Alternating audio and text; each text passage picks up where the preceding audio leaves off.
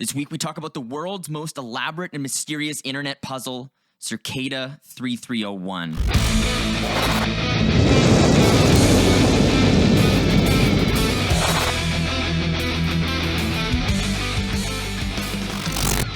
Hello and welcome back, everyone, to the Swerve podcast. It's your co-host, Izzo. Also joined with me here today is Magnum. What's up, everybody? If you're a first-time listener and you're wondering what you've stumbled across, we're the Swerve podcast, two random dudes on a mission to understand everything in the universe, one obscure topic at a time. So our premise here is very simple. Every week, we pick a listener-requested topic, something that swerves off the mainstream path, hence the name of the podcast. Then we research it and discuss it on the fly during the podcast. This week, we're talking about Cicada 3301, which is a crazy, mysterious internet secret society thing. We'll get into it. But before we get into that, Izzo, I think you have some words. Yes, that we have a Patreon. So it's patreon.com/the Swerve podcast. You'll find two tiers there. There's a $1 Ride the Wave tier, and that'll give you access to the bonus episodes that we release each month. It'll also give you shout outs on the podcast. Now for $3, you can join the Slap the Ass tier, and you'll get all those bonus episodes. You'll get shout outs on the podcast, and you'll also receive the episodes a few days before anyone else. So you'll receive them on Sundays rather than the typical drop time of Wednesdays. Also with this tier, you will get access to exclusive holographic shiny stickers. So it's just for that tier. And if you join it, just give us your mailing address and you'll get some sick stickers. Excellent. Now, we do have another tradition on this podcast. Izzo, would you enlighten the listeners? Of course, the tradition is that we like to drink while we record the podcast. And we like to do three things. So one, take listener recommended drinks. Two, make drinks that we find or famous cocktails. Or three, keep it basic for the episode. And we do a quick round table. So I'll go first. I have made a champagne. Whoa. Which is a recipe that I found on TikTok. Essentially, it's beer, Sprite, and red wine mixed together.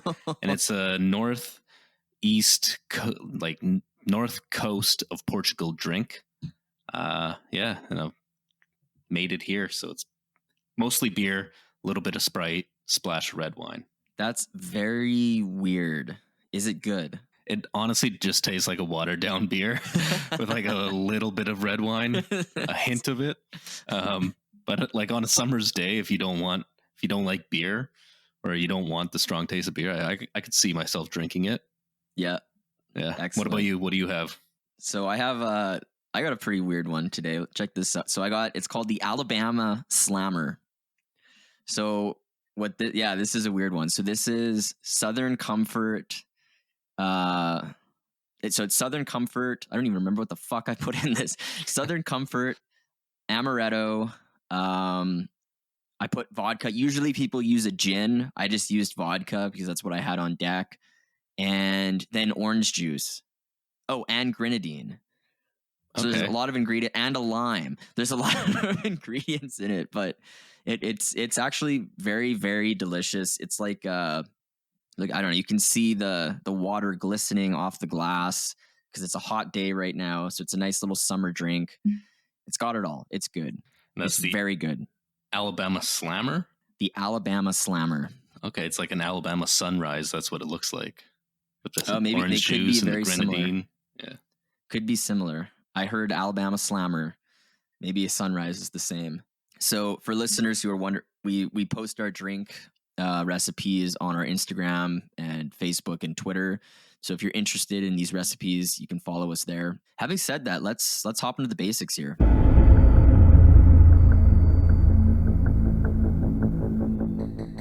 Today we're talking about Cicada 3301. This is a name given to sets of puzzles posted under the name 3301 online in 2012. So this topic, I don't even know, we're going to be all over the map with this. This is probably the most comprehensive internet puzzle thing I've ever seen in my life. It's going to start simple, and it's going to sound like, oh, this is just like people solving stuff on the internet. And then all of a sudden you realize this is like some international like recruitment strategy for some secret organization. That's literally the best way to describe it. And I don't know, did you hear about any of this before we researched this? No, never heard of it. It's pretty fucking crazy. Yeah, it is. Like initially I was like, oh, this has got to be a troll, but then it's just like so complex and like convoluted and like enforced in a way that I'm like, okay, this can't be just like a troll or an internet prank. Like this, there's resources and people behind it. So yeah, and like all over the world. Yeah. Anyways, let's hop in. Let's get through this. So I have a very quick basics, and then we're going to get into how this whole thing went down. So this started in January 2012, and it ran for nearly a month. So we're going to be talking about a lot of things, but the whole thing only lasted like 30 days. The stated intent of this internet riddle thing was to recruit intelligent individuals by presenting a series of puzzles to be solved. So a lot of these puzzles, as we'll get into them, they focused heavily on data security, cryptography, steganography, and internet anonymity. This has been called the most elaborate and mysterious puzzle of the internet age. It's listed as one of the top 5 eeriest unsolved mysteries of the internet, according to the Washington Post, although it was solved, as we'll get through when we start getting into the topic deeper. Many have speculated that the puzzles are a recruitment tool for the NSA, the CIA, MI6, or a Masonic conspiracy, or some kind of cyber mercenary group. Some people claim this could be a tool for Anonymous to recruit people. I'm sure people have heard of Anonymous in the news. I don't know. What would you like, a vigilante hackers, cyber mercenary group, basically? Yeah. Except I guess mercenary implies you're for hire. So, and I don't know. I don't think that's the case. I think they just do what they think is right. Okay. I think. So maybe they're a little bit different. But it's still, to this day, we don't really know what was going on. We can only speculate, but a lot of this will make more sense when we start talking about exactly what was going on here. So some actually, and I actually like this. I kind of prescribe to this a little bit. Some believe that Cicada 3301 is a remnant of the late 1980s and 1990s cypherpunk movement. And we did a whole episode on the cypherpunk movement, which is, it's a crazy episode. I forget which one it is, but listeners, I would highly, if you enjoy this episode, I would recommend going back to the cypherpunk movement, because that's also something that will blow your mind.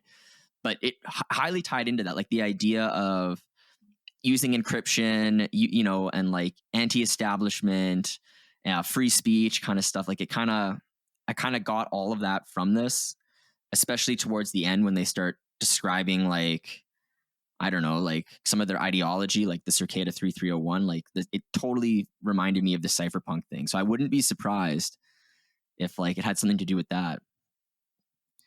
And maybe Satoshi's involved. Yeah. So hopping out of the basics here, let's just start at day 1 and let's work all the way to the end of this first campaign that Cicada 3301 put out there. So this is January 4th, 2012.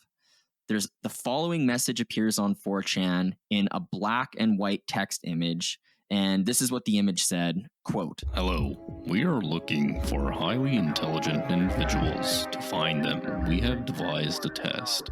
There is a message hidden in this image. Find it, and it will lead you on the road to finding us. We look forward to meeting the few that will make it all the way through. Good luck, 3301. End quote. So this mysterious message appears, and people dump the text message into applications to read the bytes that make up this message, and they found a message at the end of the file. Now, it's really hard. It's Tiberivs Clavdivs Caesar says It's like LXXT. It's like a string of numbers. And I can't do it on the podcast, but like that's what they find that it says. So now what happens is people find out that this was referring to like a Caesar cipher. This is a simple cryptographic technique, easily decipher. So they easily decipher it once they figure out that this is a Caesar cipher. And now it leads to like the image of a duck with the text saying, quote, "Whoops, just decoys this way. Looks like you can't guess how to get the message out," end quote. So this first text, it leads to this duck image, and the duck it looks like it's, saying that like people are going in the wrong way. But what happens is they turn out to put that duck message into a program called Outguess. And the only reason they use the program Outguess is because in the duck message, it says, likely you can't guess how to get the image out. Outguess. That was the clue. So they're like, oh, it's like some people read that and they're like, oh, I'll use the Outguess program. So they take this duck image and they put it in the Outguess program. And basically, I guess Outguess is designed to hide messages in images. So they open the JPEG in Outguess and it leads to a long message with a link to a subreddit now. And this is what the message said, quote, "Here is a book code. Find the book and more information. Go to Reddit link X," end quote. So they go to this link and there's like a bunch of numbers and it's I don't know, the numbers are strange. It's hard to describe on a podcast, but it's like 1:20, comma, and then like 2:3, comma, 3:5, comma, and there's like 100 of these with the message. So now they're in the subreddit and they're trying to solve whatever this next code thing is. And there were several text posts and 2 images when they get to the subreddit. And what they called one of them the welcome doormat image and the other one the problems image. So the welcome image, it's literally like a welcome dorm. It's like a doormat that says welcome. And it's an image of that. And the problems one, it's an image of King Arthur in like a series of distorted positions. So it's very weird. Like this is like the next clues. It's all you have a welcome doormat and then like King Arthur like doing like weird trippy shit. Now the image, the King Arthur one, it depicts a repeating pattern of a King Arthur tapestry. And I guess people learned they could see a cup hidden within this is a weird word, an auto stereogram. So an auto stereogram, do you remember? Is that the word of the podcast? That could be the word of the podcast, auto stereogram. There we go. What's crazy, do you remember those old books back in the day, like in elementary school, where it would just be like an image of like a random pattern, and if you like went cross-eyed, like a fish pops out or some shit? Yeah, I vaguely you know what I'm talking about? Yeah. Or I don't know, like a fucking giraffe, and people are like, oh, this is I see a giraffe, and it's like I could never get them to work, so I'd be like, there's no fucking giraffe, but then like eventually you could get the image to pop out. That's what an auto stereogram is. So this problems image, it was actually an auto stereogram, and if you look at it a certain way, like a 3-dimensional image will pop out. So each image, in addition to the audio stereogram, which I think it was a holy grail or something that popped out, they also put these images into that Outguess program that I was originally talking about with the duck. And when they did that, there was 2 messages, one for each of the images. So for the welcome one, this is what it said, quote, "From here on out, we will cryptographically sign all messages with this key. It is available on the MIT key servers. Key ID 7A35090F as posted in X. Patience is a virtue. Good luck. 3301. End quote. Now, all of these are signed with a PGP signature, we should say. So this is like a secure message method of ensuring that a message originates from a confirmed sender. And actually, funny, PGP was like the whole thing the cypherpunks were fighting over, like back in the 90s. The government was labeling it as like, what was it, like terrorist weaponry or some shit. Like the PGP code, they're like, you can't use it because it's a terrorist weapon. Yeah, and it's like treason if you have yeah, it. exactly. Yeah. So people like started tattooing like PGP code on their like body and shit. And it's hilarious to like break because it's free speech.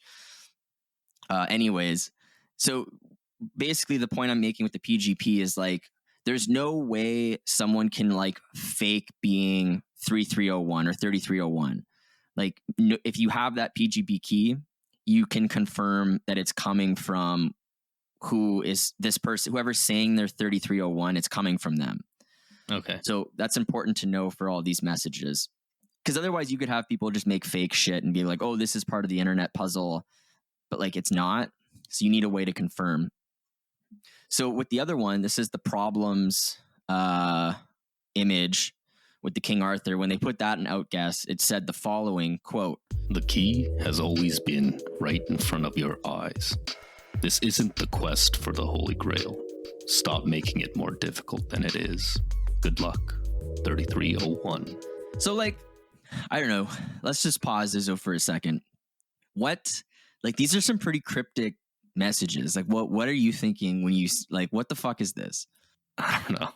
It's yeah, it's weird. Like very secret society type of vibes, and like almost like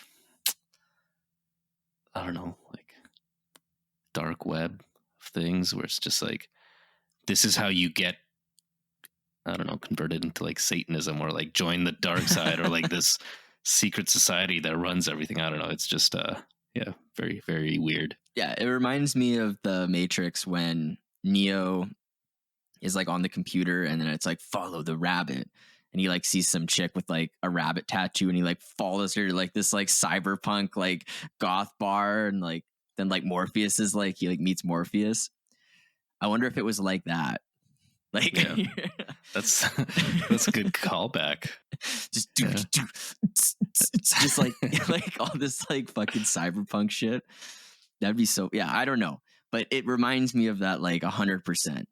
Yeah. What it reminds me of is like the Warriors, where it's like that chick on the radio. The Warriors! That is that yeah, but the chick on the radio where it's like, Warriors, if you wanna get down, you gotta meet at the park or something like that. And then it's like everyone knows to show up at the park and just like scrap. Beat the shit at each other with bats. Yeah.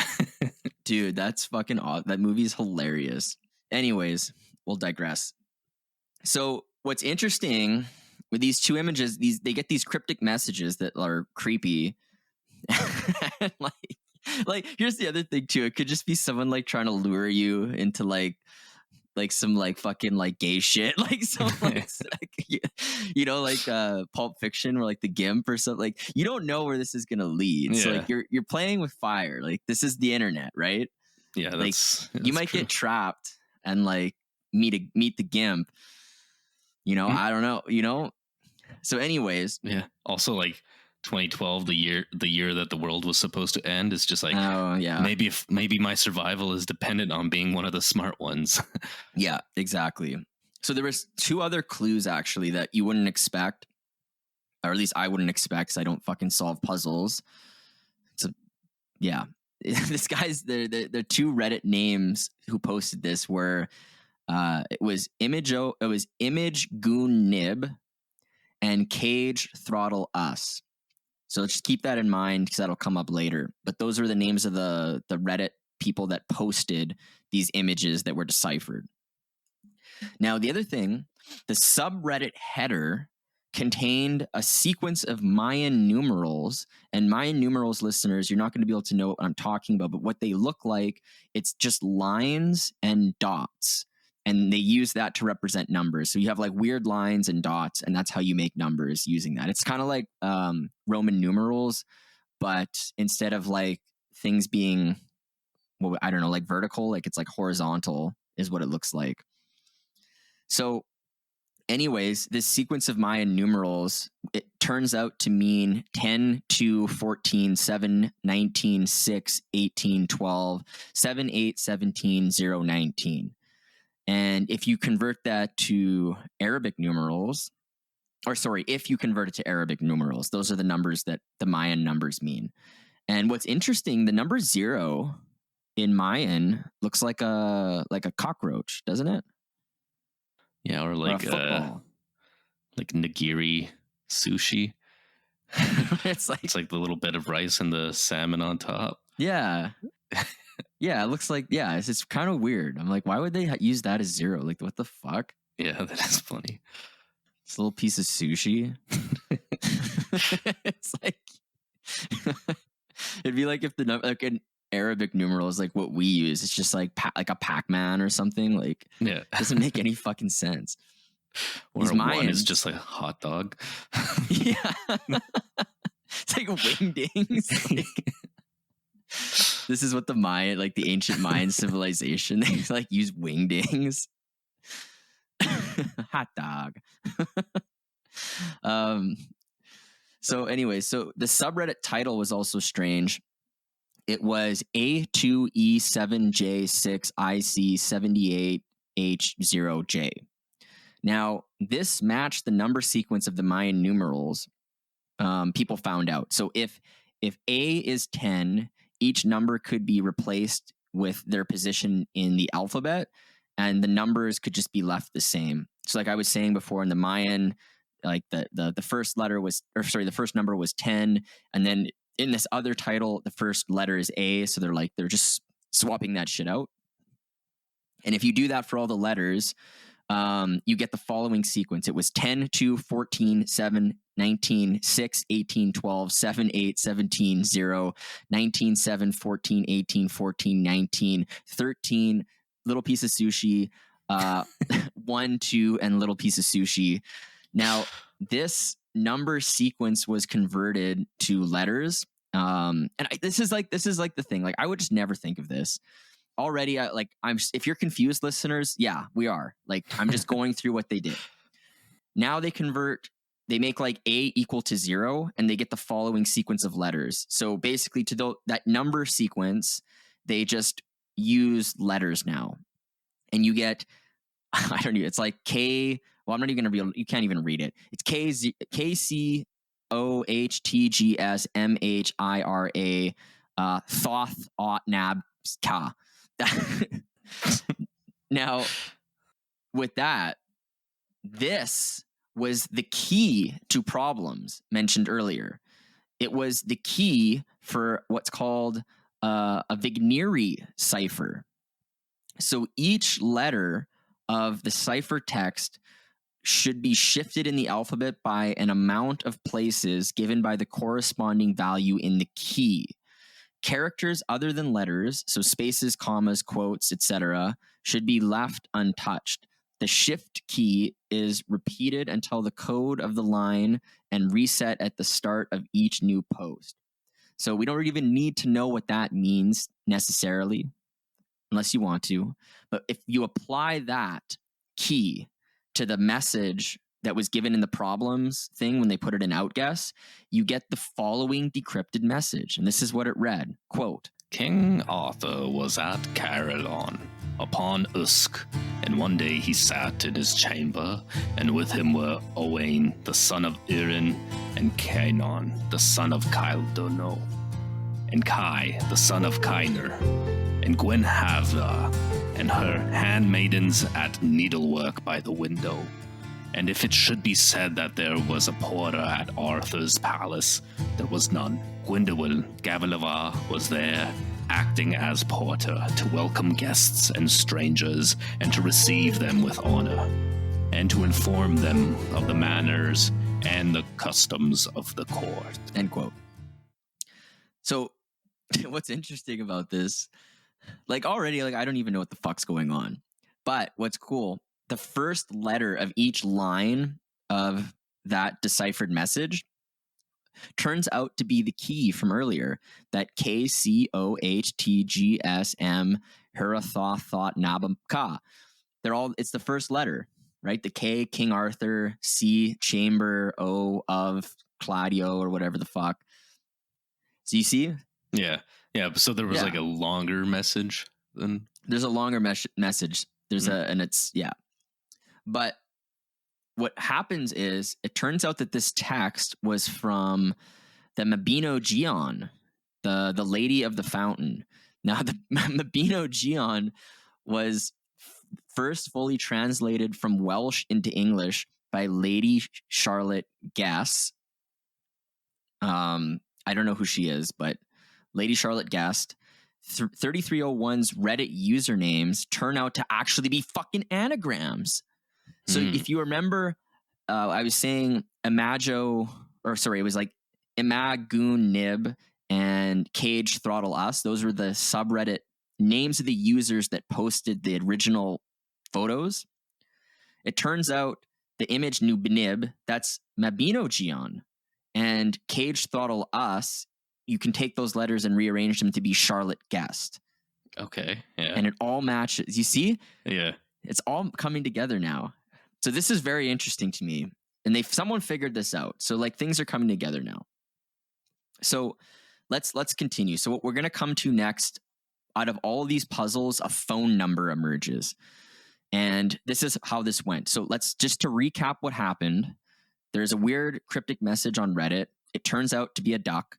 They take the duck and they put it in Outguess. They get some shit that leads them to the Reddit post.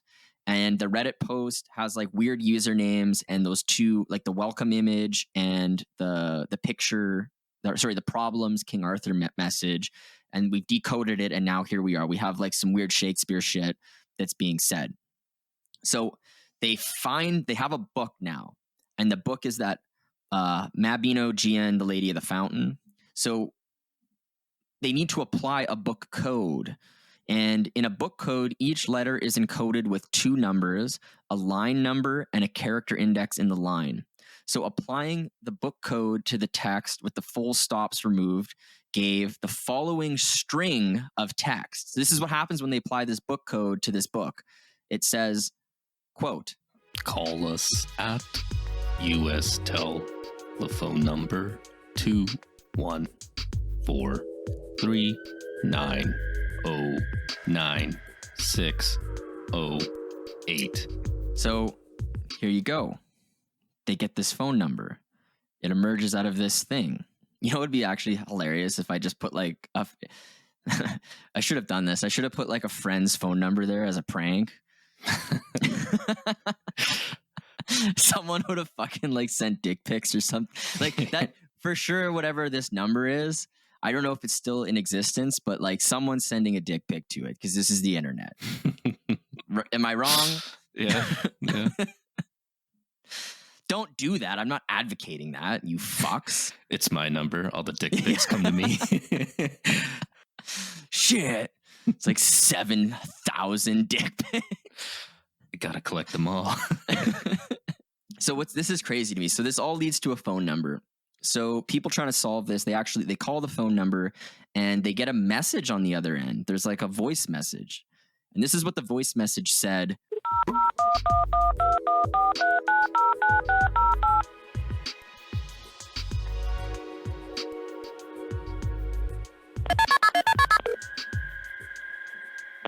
Very good. You have done well. There are 3 prime numbers associated with the original final .jpg image. 3301 is one of them. You will have to find the other 2. Multiply all 3 of these numbers together and add a .com on the end to find the next step. Good luck. Goodbye. So they get that message. And I want to say one thing, because now we're talking about prime numbers. Do you want to know something crazy? So they say 3301, that's a prime number. Yeah. And the whole thing, like Cicada, they don't say that they're Cicada, but like Cicada stuff starts coming up later. You want to know something very interesting about cicadas? They only come out of their dormant state on prime number years. What? Yeah. I'm not fucking around, dude. They only exit their dormant state, and it can be like, I think it can be like up to like 19 years or something.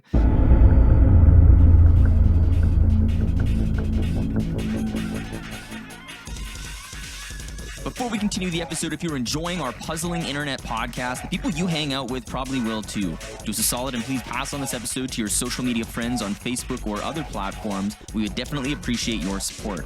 I'd also like to take this time to shout out some of our valued listeners. Shout out to Jason Sloshman, Manu_Pasimi, Anna_Marie_19_71, SF Baby Doll, Dirt Metal Ranch, Greg Allen _540, Brent Bab J, Jacob Lewis, Jerry Montano, and Real Josh Elliott for liking our stuff on social media. Also, super special shout out to the _toasted_1 for liking dozens and dozens of our past posts. Super excellent job there. Lastly, epic, massive shout out to Tash T-Dub coming in at that slap that ass tier on Patreon. Enjoy the holographic stickers. Your support is extremely appreciated. To everyone else, please feel free to submit your topic or drink recommendations at theswervepodcast.com. May good karma and vibes be with all of you. Back to the show.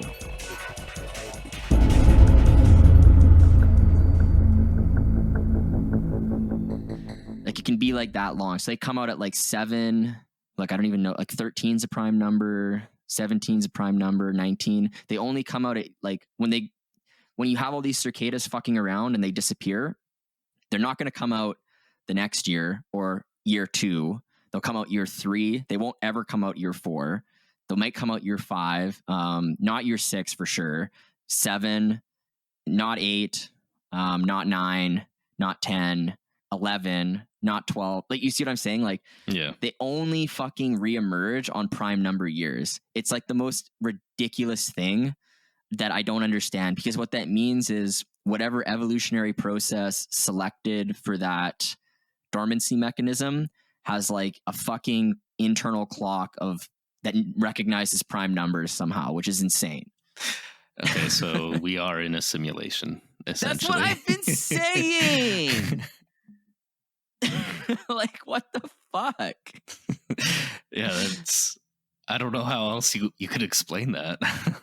I think what biologists say, and it's totally a cop-out, but like it is true, is like from like a predatory prey standpoint, if your predators can predict the years that you are active, you're going to take more of a population collapse, because your predators will be like, let's get ready for next year. Like, if it's predictable, like we come out every year at this time, your predators get note of the pattern and they kill you based on that pattern to like more efficiently. But if you come out at prime numbers, who the fuck can predict prime numbers? Like, no one's predicting prime. There's no pattern to it. So like, from a predator prey standpoint, that's the argument. But I'm like, come on. Yeah. Like, why? No. Come on. Like, they don't come out on even years ever. Like, come on. I know it's fucking crazy. Fun fact of the podcast. But anyways, let's continue. So the question is, so we have this cryptic message, and it's like, there's some prime numbers. You know, they give them a prime number. They're like 3301 is 1. So they got to find 2 more prime numbers. Where the hell are these prime numbers? Turns out the original JPEG image dimensions, guess what? If you look at the dimensions, it's 509 pixels by 503 pixels. Both of those are prime numbers. So they have all 3 prime numbers now. And this just goes to show how elaborate this fucking puzzle is. Like, come on. So what they do, they multiply all 3 prime numbers together, 503, 509, 3301, multiply them together, you get 845, 145, 127. What they did with this, it turns out, if you just put this into the web browser, so if you go to http://845.145.127.com, there's a website. So they go to the website. Now there's, at this website, this URL has an image of a cicada and a countdown. And the countdown was set to expire on January 9th, 2012 at 5 p.m. Interesting if the world ended at that end of the countdown. Hey, wouldn't that be fun? 2012. There was probably some weird conspiracy shit at the time, I would bet. But no, that's when Gundam Style dropped. Yeah. Open, yeah, just leads. That's what the fucking website's Open Gangnam Style. Yeah, that's why it became such a big hit. Oh, that'd be good. They put the image from that website into Outguess again, that program that can like decipher images and get messages, and they find another message, and this is what it said, quote, "You have done well to come this far. Patience is a virtue. Check back at 1700 on Monday, 9 January 2012, UTC 3301. So what's funny about that to me, it's they just said what is happened. Like the countdown was already there. It's like, we already know that. So I don't know. But anyways, it's just like to reaffirm it. So here's what happens. At that time, after that countdown comes down, the website actually changes. And what this is where things get fucking out of control. And it's complete bananas now. Because up till this point, this is just like some clever fucking nerd who's having fun with Reddit. Yeah. The website changes, and what happens is it displays latitude and longitude coordinates with the same cicada image. So all the website is just a cicada image, which I guess listeners who don't know what cicada are, they're like weird, like they're like moth butterfly type shit. That's what they look like. And the website changes like after that? The countdown. January 9th? Okay. Yeah. So if you just kept refreshing, eventually it would change at that? Yeah. Okay. Exactly. So they get all these latitude and longitude coordinates, and it says, find our symbol at the location nearest you. And then there's, let me just count, 1, 2, 3, 4, 5, 6, 7, 8, 9, 10, 11, 12, 13, 14. There's 14 different coordinates. So applying outguess to the new image on the website also revealed a message. This message was very simple. The coordinates were all the same, except there was 2 new coordinates. So there was 14 total now. And that's what I have there. What I just said. I guess there was 12. Sorry, I fucked up. The original image was 12. When you go into outguess, you get 14. Okay. So there was like a little bit of a trick there.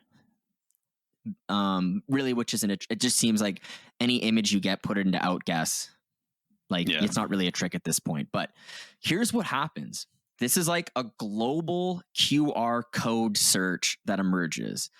These coordinates, if you were to put them into Google Earth or some other GPS system, they're literally scattered throughout the globe. Like we're talking from Fayetteville, Arkansas to Seoul, South Korea.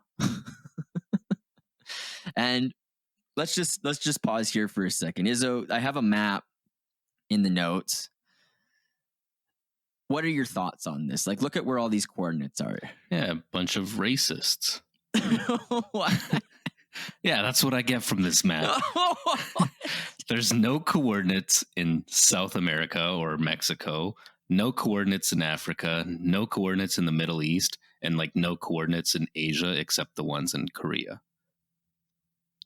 In South Korea, yeah. Just racist.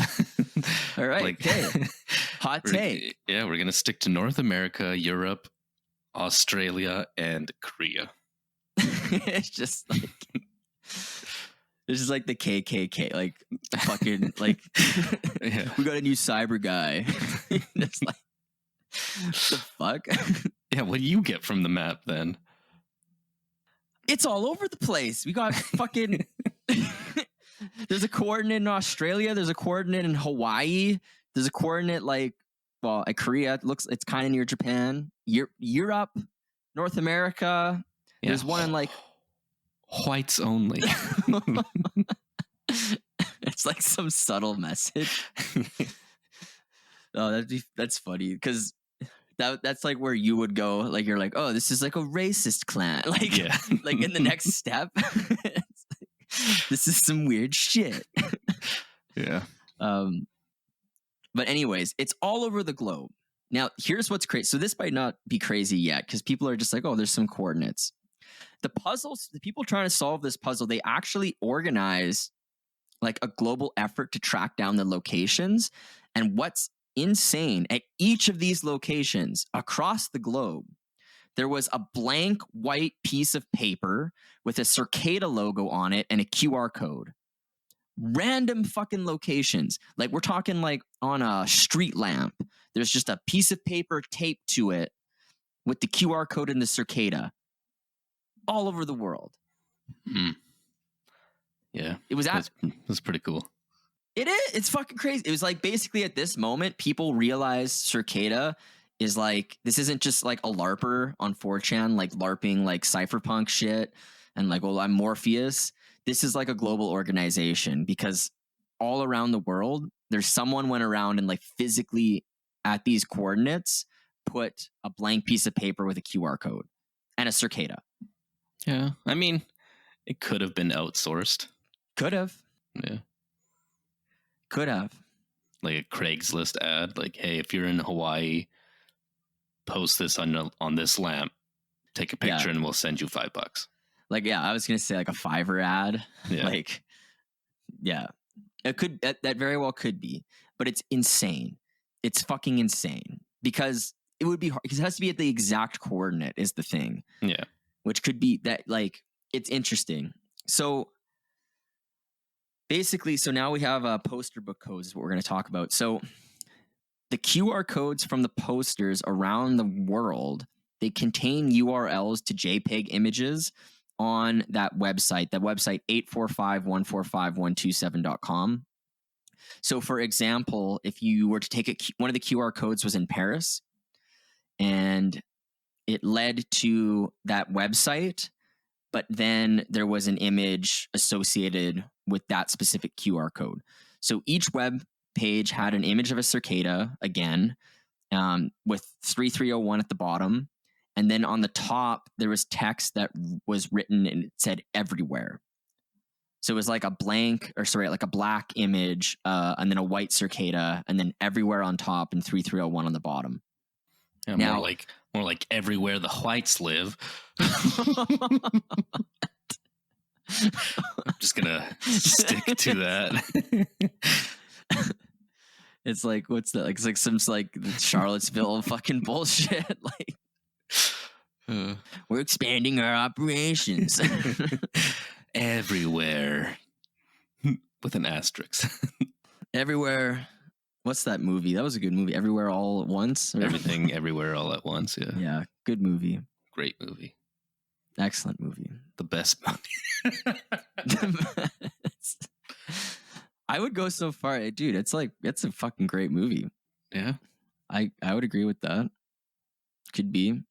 Now, these images, they put them into Outguess, that program that we have been speaking of, and it revealed more PGP signed messages embedded within them. So I have some, we're not going to go through all of them, but I have some examples below. So here's an example of message 1. Quote, in 29 volumes, knowledge was once contained. How many lines of the code remained when the Mabgen paused? Go that far in from the beginning and find my first name. 129, 646, the product of the first two primes. 237, 1441, 17.3, 2740, the first prime.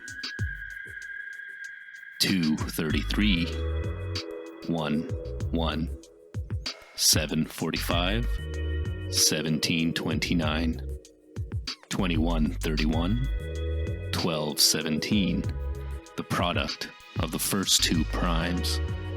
2242, 1518, 2433, 2746, 1229, 2566, 747. You've shared too much to this point. We want the best, not the followers. Thus, the first few there will receive the prize. Good luck, 3301. So basically, there's a bunch of messages like this. They all have some weird cryptic shit, and then a set of numbers and like the prime stuff, all kind of saying whoever is going to do the next puzzles, like, stop doing it as a group effort. Like, we just want the best. Like, we don't want people who are just kind of along for the ride. Now, it turns out, so these turn out to all be book codes along with a description of the book needed. And again, it's like they're kind of like putting out a warning. Like, we only want this type of person. We only want the best. So what happens next, the next part here is, I'm going to call it Agrippa. So the poem in message 2 was the poem of Agrippa. Now, by applying the book code and interpreting the product of the first two what's funny about that? I don't know. What? Agrippa? Yeah.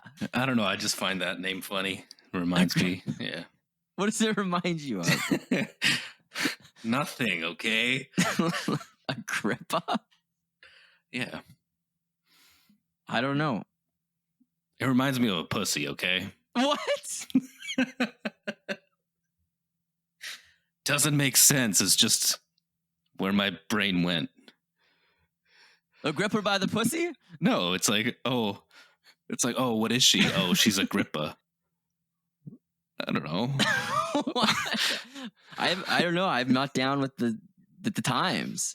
This isn't the times. It's just me. It's just me. Yeah, like it's like fucking Trump, grab her by the pussy. You're like, no, Agrippa by the pussy. Just like, so yeah, stupid. Pretty much. I see. Okay, fair enough. Connecting the dots, okay? That's what I'm doing. That's what we do on the podcast. Connect the dots. Even if there is no connection. There's no connection. You're like looking at Donald Trump. It's like 2012. It's like The Apprentice or some shit. Donald Trump. He will say it in the future. Anyways, what happens here? Okay, so they get 2 prime numbers and book codes, and they go to an address. If you apply the book codes and you interpret the product of the first 2 prime numbers, you get like a sequence. I'll give an example of one. It was SQ6WMGV2ZCSRIX6T.onion. So they're vegans, obviously. They're racist vegans. Sexist, racist vegans. Yeah, Agrippa. We're the Agrippa.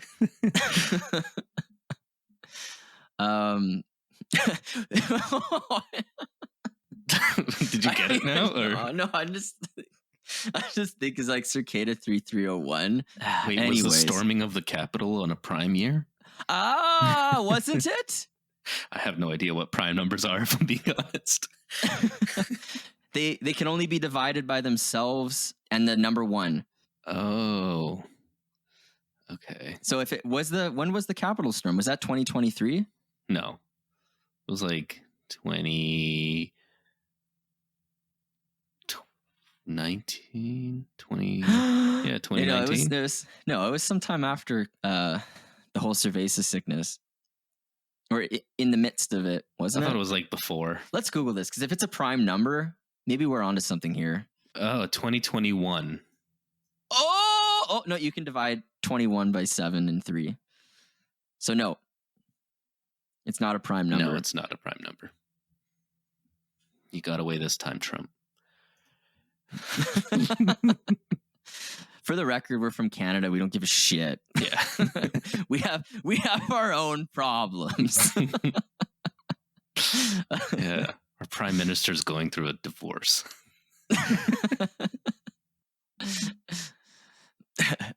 He spends a lot on hair conditioner. He spends our tax dollars on hair conditioner. Billions of dollars on hair conditioner. It's out of control. Yeah. Anyways, this is an address on the Tor network. It's an anonymous communication network. The reason they call it the Tor network and the reason the Onion comes in, it's not because they're vegans. It's because there's different layers of the network. So they call it I think it's the Onion router is what it refers to, Tor. Okay. Fun Cool. fact. So going to that address led to the following message. It said, quote, "Congratulations. Please create a new email address with a public, free, web-based service. Once you've never used before, and enter it below. We recommend you do this while still using Tor for anonymity. We will email you a number in the next few days in the order in which you've arrived to this page. Once you've received it, come back to this site and append a slash and then the number you received to this URL. 3301. End quote. So they get this message. It's basically we're getting close to a recruitment here, it sounds like. So the solvers, they did this and they received the following email. Quote, "Got it. Thanks. We'll contact you soon." end quote. So if we recall back, there was messages from the different latitude and longitude coordinates. So one of the messages, the passage that was sent, remember it was a cryptic passage and then like a bunch of weird numbers and then like saying some shit about not sharing, like do it yourself. So one of the messages, the first little weird cryptic thing, it was believed to be a passage from the Encyclopedia Britannica. But the problem is there's many different editions to the Encyclopedia Britannica. So the question became, which one is it? Now, on January 6th, 2012? Interesting. January 6th. Wasn't that the storming of the Capitol? January 6th, yeah. Yeah, I guess. Okay. Here we are. And wait, here we go. Check Here this one out. 2012, you just rearranged the last two digits. It's 2021. Holy fuck.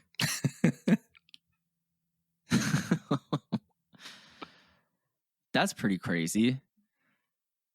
And January 6th, if you put January's the first month, if you go 6 and 1, that's 61. And I think that's a prime number. I don't think you can divide it by anything but itself and 1. 61? Yeah, 61. Is that a prime number? If this is a prime number, we're on to something. We're rolling. We're cooking. Yes. We're cook. 61 is a prime number. Yep. Jesus. Boy. Here we go. Okay. Put that one in your pocket. Swerve podcast uncovering the deepest mysteries of the universe. Now, they go to the original subreddit and there's no posts because like posts were coming, I guess, during this time, but there wasn't any for like 24 hours at this point. So after this is great because it has to do with the code. So there was like a pause for 24 hours where there wasn't any messages put to the subreddit about this. Now, after that pause, encrypted text lines were posted every 6 to 7 hours. Before the pause, 65 lines of ciphertext were posted. The Mabino Gion book code used the first 76 lines in sequence. 11 lines of code couldn't be resolved. This hinted solvers that it was the 11th edition of the Encyclopedia Britannica. Funny enough, number 11 is what?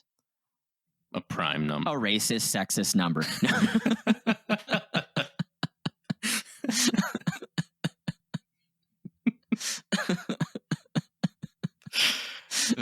That's pretty good. I don't know. It's two little dicks. Two hot dog. It's two hot dog. But it was the hot dog edition of the Encyclopedia Britannica.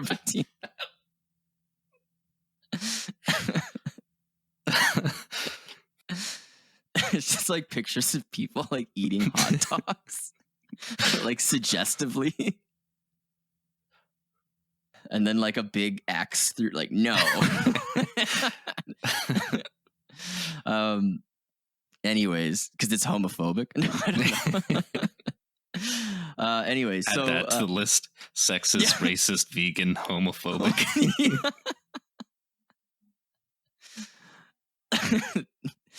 Yeah, Cicada 3301, they're out of control. I don't know who these guys are, but fuck. I want to join so bad. I just want to eat hot dogs. She's like some fat guy. He's just solving all the code because he wants. I just want to have hot dogs. Anyway, so what happens next? So they find it's the 11th edition. So my first name. This is just what it said. I don't know. I don't even know why this is in the notes, but it says my first name referred to the word cicada. When applied to the Cicada article in the encyclopedia, the book code revealed another onion address. It was EQ6EMGV2EHSRIX6T.onion. So what happens is there's no record of this part. But it's believed that if you were to go to that onion address on the Tor network, they would host a similar email like the Agrippa onion address did. But whether or not someone accessed this part in 2012 is not known. So this is where things kind of get iffy because there's just this part's not documented. Yeah, and people don't want to, like, you're not allowed to collaborate. So like from this stage on, it's just solo the smartest people. Yeah, though a lot of these people that did go far, they actually like whistle blew, like they did interviews with stuff. So we'll continue because stuff did come out eventually. So we're going to talk about RSA emails next. So those that applied first to 3301 received an email with a number. So they went to that onion website / whatever number they received. And when they did that, they received the following message. It said, quote, "This message will only be displayed once. Here is a message that has been encrypted with RSA. Here is the public key used to encrypt it. Note that it has a low bit modulus and is therefore breakable. The encrypted message is a number. Break the decryption key, then come back to this same URL and enter the decrypted message to continue. Each person who has come this far has received a unique message with a unique key. You are not to collaborate. Sharing your message or key will result in not receiving the next step. There is a second chance to get your own RSA message and key. Follow the numbers.tk. Hint to find it. There are many fake messages out there. Only messages signed with the public key ID 7A35090F are valid. Good luck. 3301. End quote. So the mention of the numbers.tk hint, this made people that didn't receive an email aware of the existence of a second chance. So around the same time, that 845145127.com website, it actually changed.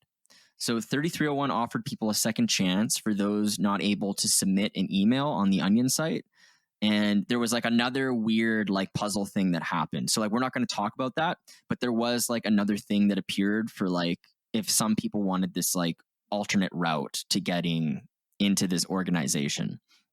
So solvers who shared information, these are people who went against what they were told, they received a follow-up message and were disqualified. So here's an example of a message that was sent to people who were disqualified. It said, quote, "Hello, you have shared your information online. You are now removed from this altogether. Even if you crack the key you've been given, it doesn't matter, because you have demonstrated that you can't be trusted to follow simple instructions anyway. Thank you for your participation to this point. Goodbye, 3301. So now people are dropping off. Only the best are moving up. And there's an RSA puzzle now that we've been talking about. So normally to crack the encryption, this would not be possible because it would be too computationally expensive. But the modulus was small in this case, so it could be brute forced using a simple Perl script. So this allowed users to get 2 prime numbers.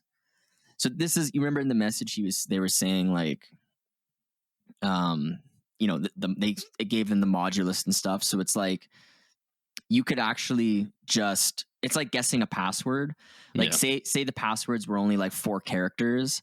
And like there's no special characters and like they're all lowercase. You could just brute force those passwords and you could probably figure out someone's password if there's only 4 characters. Yeah. It's kind of like that in this case. So like they can crack this code because it's just easy. So they just run this thing, this script, and they get 2 prime numbers. And using the 2 prime numbers, solvers had to run, it's called a FACT-M sieve for a few hours to decrypt the message. So when they did this gave the following number: 335214940434302588676. This number was submitted to the initial Onion site and resulted in a 500 error. But on January 17th, 2012, at 2:49, it reported the following, quote, "Correct.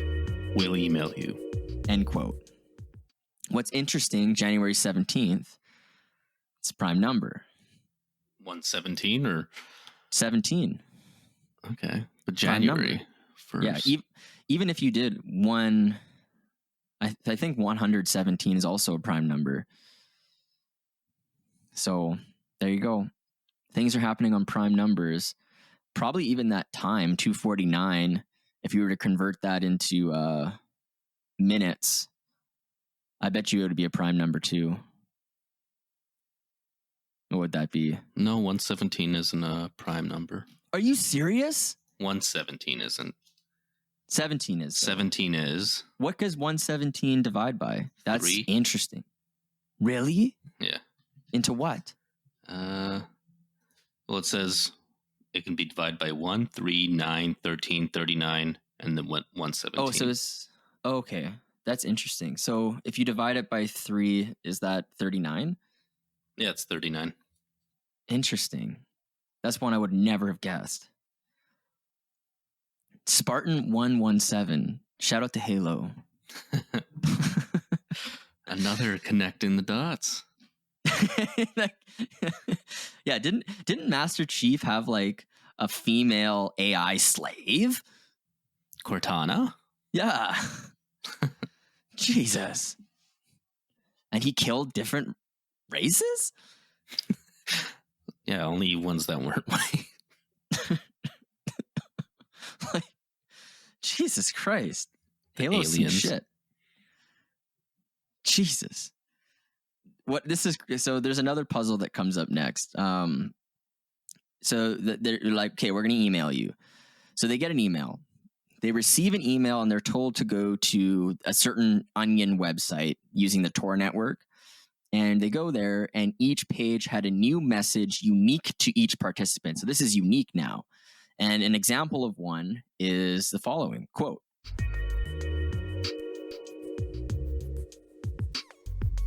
"Enlightenment.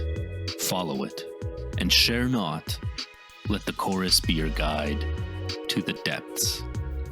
Let the priests of the Raven of Dawn, no longer in deadly black, with hoarse note curse the sons of joy, nor his accepted brethren, whom tyrant he calls free, lay the bound or build the roof, nor pale religious lectury call that virginity that wishes but acts not, for everything that lives is holy. Good luck, 3301. See, that's another that's another white supremacy sexist message. Yeah. Yeah, lechery call that virginity. Yeah. I was pale thinking, religious. These, yeah, okay. These, the priests. Yeah. No longer deadly black. Oh, Come on. This is. We need to like cancel this. Yeah. Come on, Justin Trudeau, cancel them. Yeah, Justin, freeze their bank account. The next image is just Justin Trudeau doing blackface.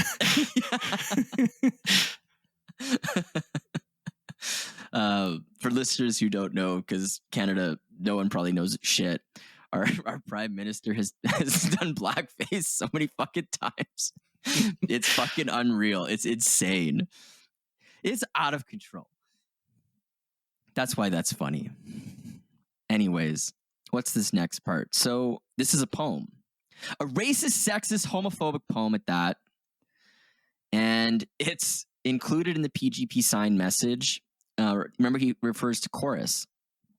So this is actually a William Blake poem called A Song of Liberty.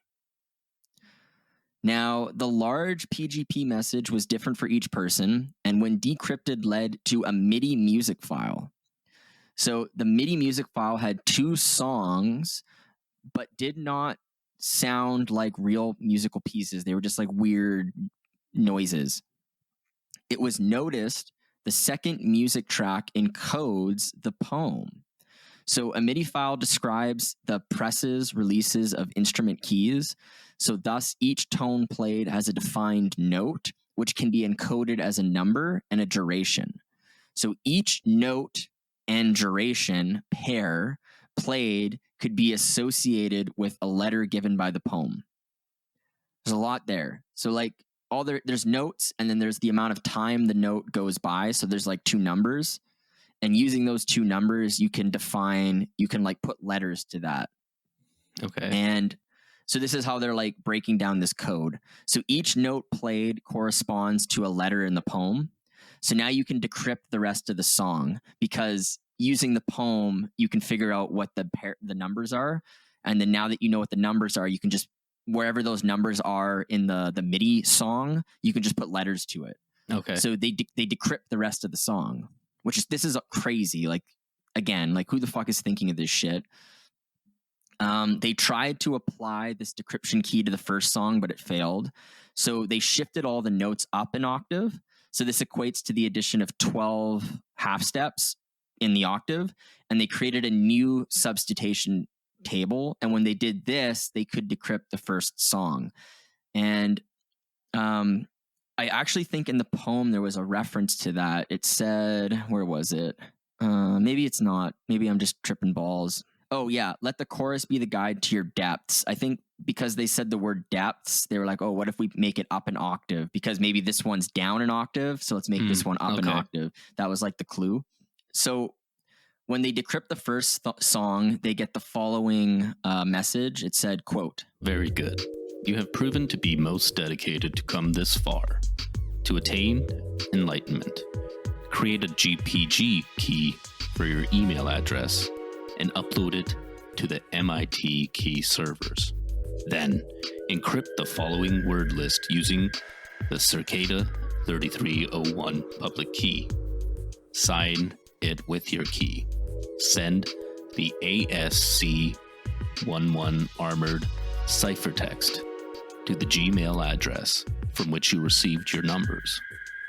Your words are muscled, drop, pump, me, bird, watch, bell, ball, hammer, pocket, hook, house, break, feather, not, ticket, boat, box, moon, cloud, bulb, carriage, box, tray, square, cups, station, match, tooth, oven, horse, pencil, tray, collar, trees, scissors, brush, drawer, brick, arm, engine, sock, umbrella, sheep, apple, horn, hat, chain, fork, screw.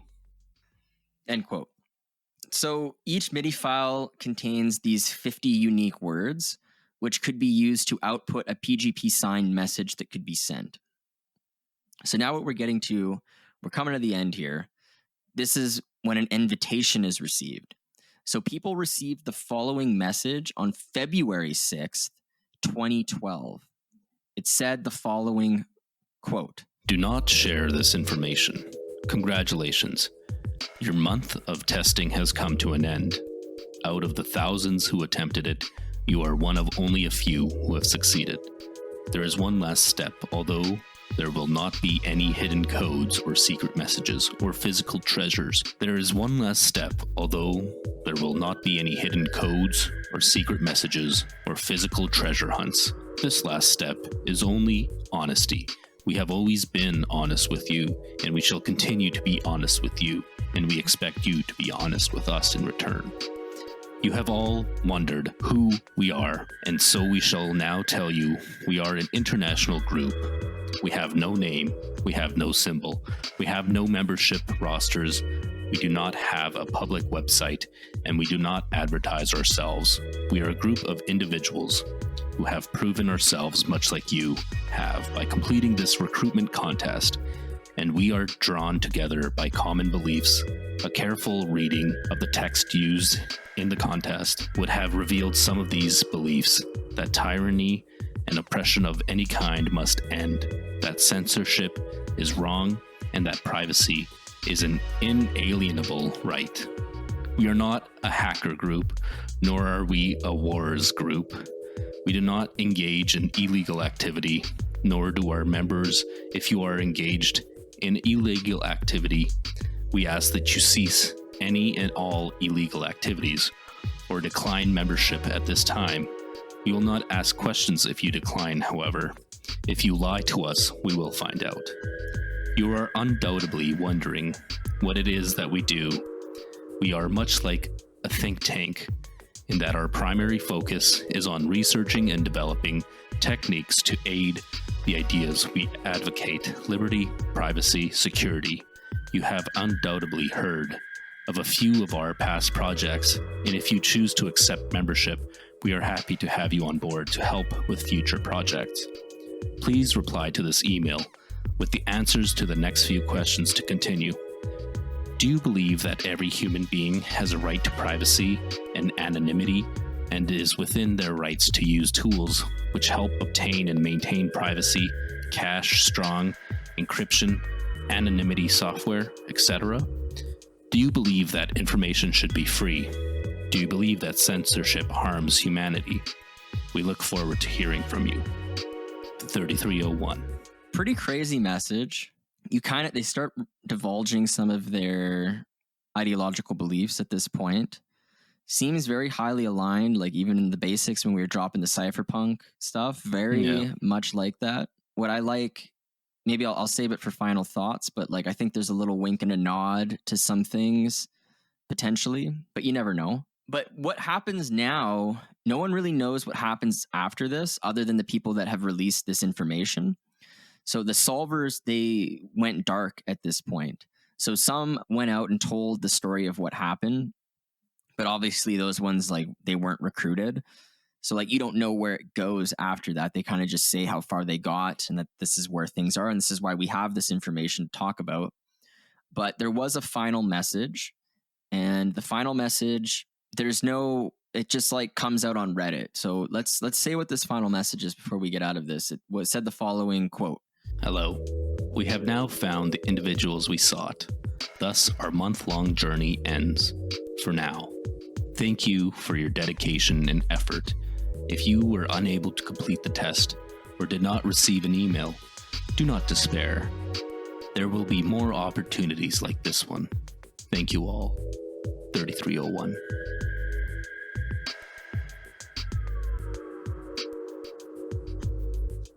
So what's crazy, so at this point, Cicada 3301 goes dark.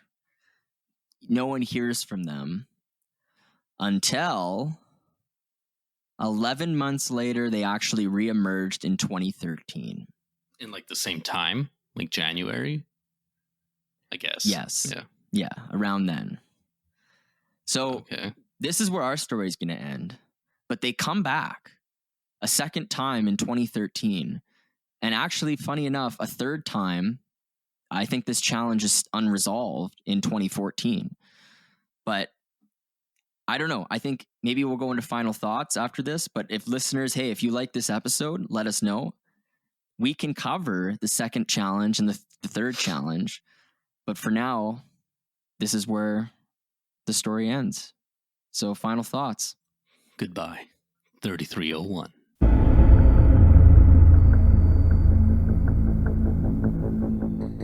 Pretty crazy.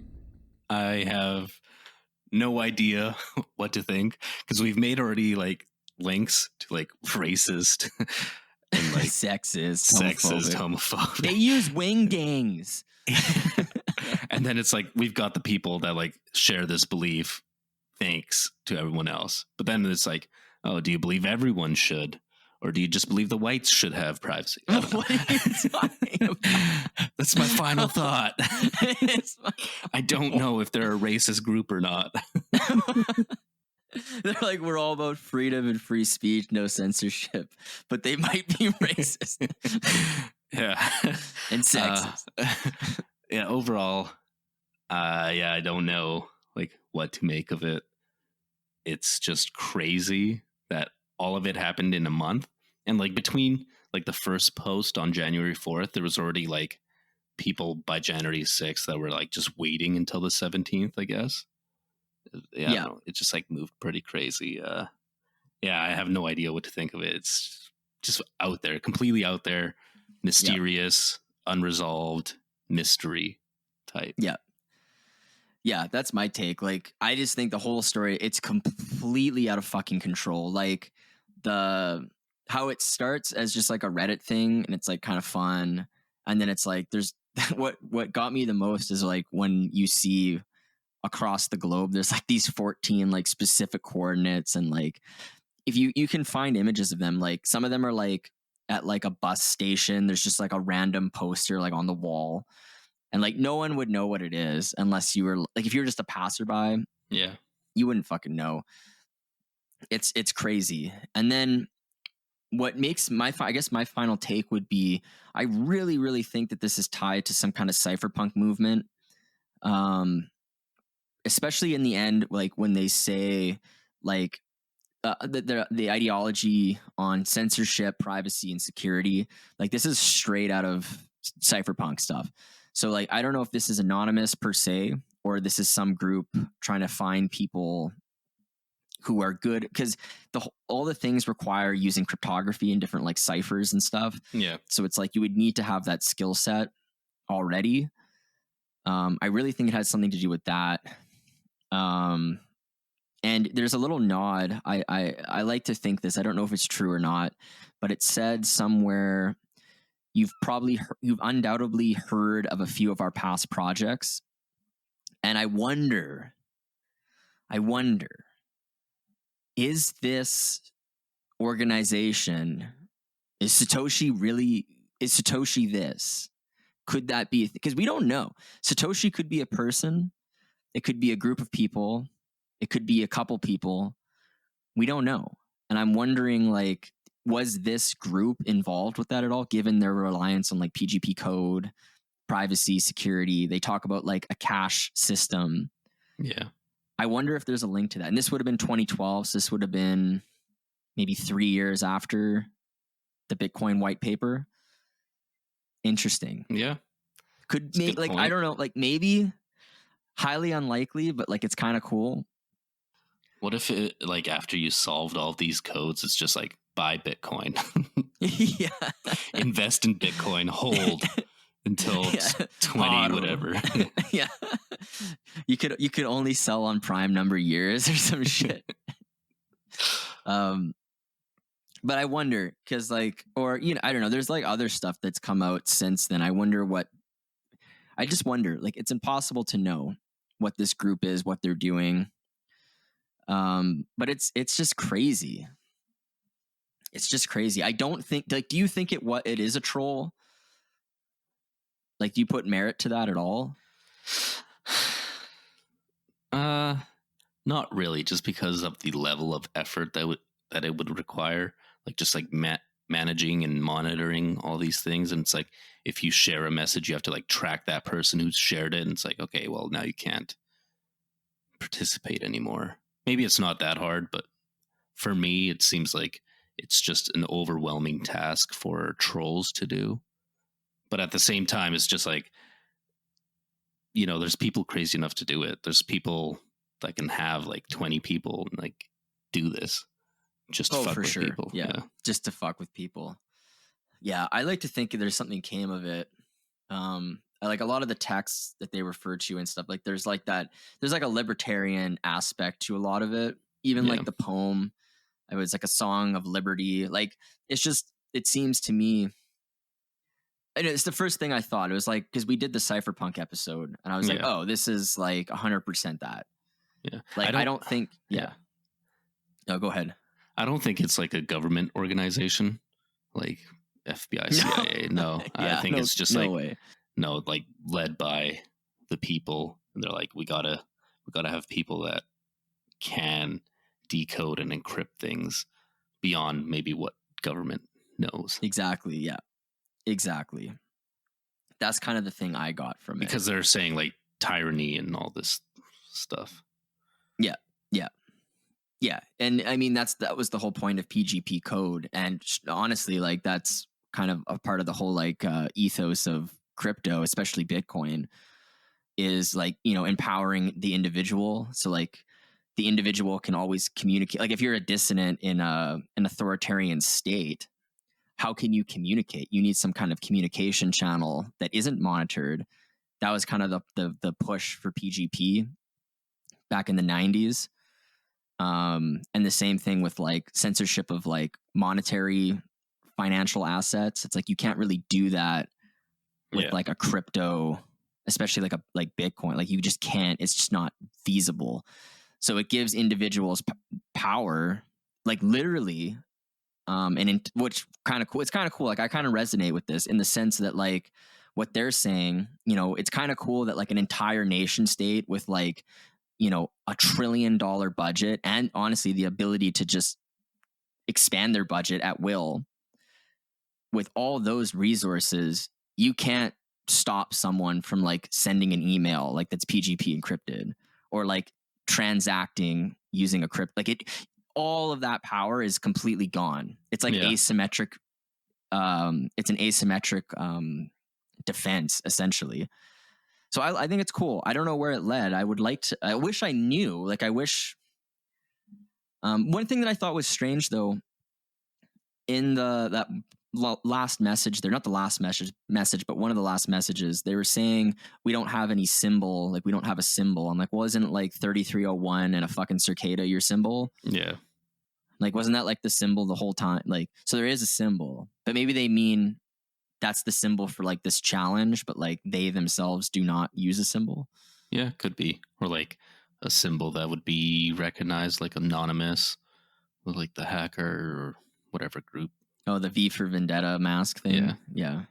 Like that's a symbol. It's like, we don't have that. It's just maybe Cicada or 3301. It's just a couple of fellas with eating hot dogs. Hot dog enthusiasts. Sign me up. Yeah. In any case, it's a crazy topic. Listeners, if you want us to cover the second thing that happened in 2013, please let us know. If you liked this episode. But having said that, let's roll out of this. Izzo, where can listeners find us? What are we doing? You can find us anywhere you get your podcasts from. So YouTube, Apple, Spotify, Anchor, Rumble. I don't know, other things. Anywhere. You can also find us on social media. So Facebook, Twitter, Instagram. You'll find our posts there, drink posts, episode posts, maybe some polls that allow you to interact with us. You can also just go to our website. So it's theswervepodcast.com. And there you'll find our links, cover art, a link to our Patreon. And you'll also find a form that you can fill out. Give us your drink recommendation or topic recommendation. You can leave it anonymously. But if you do follow that Patreon link, patreon.com/theswervepodcast, there you'll find 2 tiers. There's a $1 Ride the Wave tier, and that gives you access to the bonus episodes that we release each month, as well as the entire library that we've released so far, and you get shout outs on the podcast. And then for $3 a month, you can join the Slap the Ass tier, and you will get all the bonus episodes. You'll get shout outs on the podcast. You'll also receive all the episodes we release, both Patreon and main episodes, a few days before anyone else. So you'll receive them on Sundays rather than the typical drop time of Wednesdays. And also by joining the Slap the Ass tier, you will get holographic, shiny, cool, weatherproof stickers that are exclusive to that Patreon tier. Excellent. I also want to jump in and say, there is another way you can support us. We have a buymeacoffee.com. You can go to buymeacoffee.com. If you don't want to subscribe to like a monthly support and you just liked an episode and you're like, hey, I want to tip these guys, we do have that as an option. And I just want to say, like, I appreciate all the Patreon support. Like, we're a grassroots movement. We're trying to expand the podcast and make it better, improve. So like the support is paramount. If you're listening to this and you can spare $1, 3 cents a day, we want to keep, we like that. We're keeping our tiers very low so that it's kind of open, very easy to be supported by a crowd, which is very appreciated. So yeah, maybe we should start a cryptography or a cipher that just leads to our subscription page. Yeah, that's the whole thing. It's just like a whole thing like this around the globe, and then at the end, it's just like a link to the Patreon. Couple hundred followers. They're like, what? Yeah. How did they do this? What? So, what else do I have to say? So we do have still, while supplies last, we are giving out sticker packs to people who leave 5-star written reviews on Spotify or Apple Podcasts for us. So essentially, you can find these stickers on our social medias. You can follow us there to see what these stickers look like. They're dope. There's 3 different designs, and we will send them all to you for free. All you need to do is leave a 5-star written review and then DM us a screenshot of that, and we will mail them out to you for free while supplies last. I would hurry. We have supplies, but they will not last forever. I will say that. What else do I have to say? Izzo, I'm blanking here. Did we talk about, we have social media? Yeah, we talked about that. We did that. We got social media. We got website. And now we're just, we're shilling out. We're shilling out. Support the podcast. You've been listening a long time. You got $1. Shill it out. Let's go. We're doing it. We got Patreon exclusive content. It's dope. It's sick. It's $1. You can subscribe right now if you wanted to. You could do it right now. Flip open the phone. Patreon.com/Swerve Podcast. Your credit card info is probably already saved. Yeah. That's funny. I don't know what else to say. I can keep shilling. No, I think I just want to say thank you to the listeners and slap that ass and ride the wave.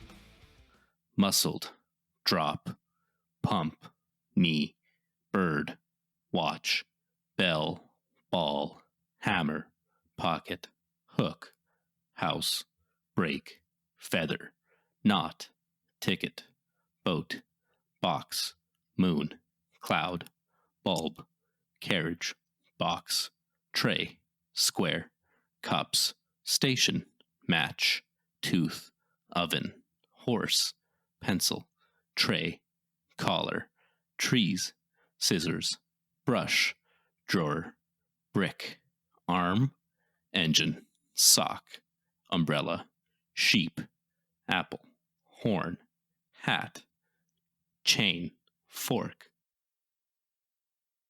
watch, knee, screw, sheep,